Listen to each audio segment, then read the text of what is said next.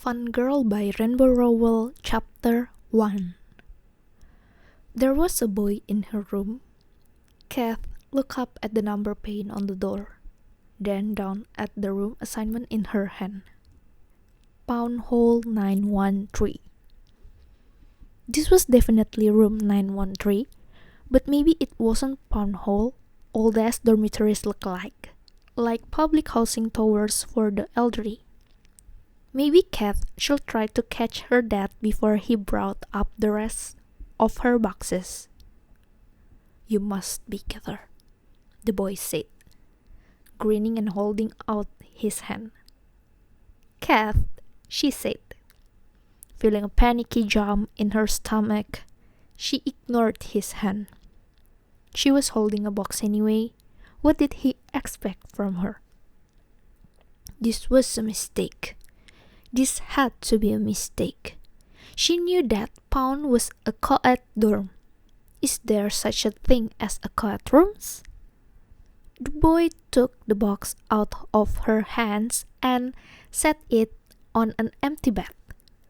The bed on the other side of the room was already covered with clothes and boxes. "Do you have more stuff downstairs?" he asked. "We just finished. I think we're going to get a burger now. Do you want to get a burger? Have you been to Pierce yet? Burgers the size of your fist." He picked up her arm. She swallowed. "Make a fist," he said. Kath did. "Bigger than your fist," the boy said, dropping her hand and picking up the backpack she'd left outside the door. "Do you have more boxes? You've got to have more boxes. Are you hungry?" He was tall and thin and tan. He looked like he'd just taken off a stocking cap, dark blonde hair flopping in every direction. Kath looked down at her room assignment again. "Was this Reagan?" "Reagan!" the boy said happily.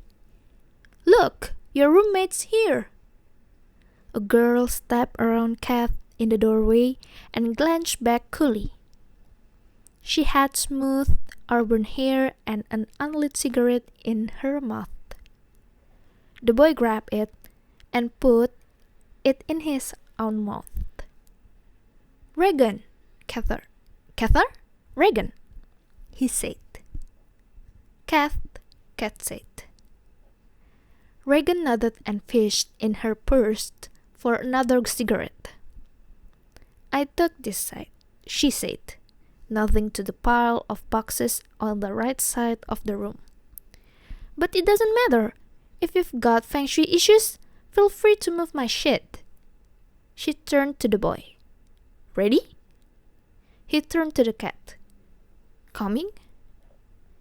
Kath shook her head.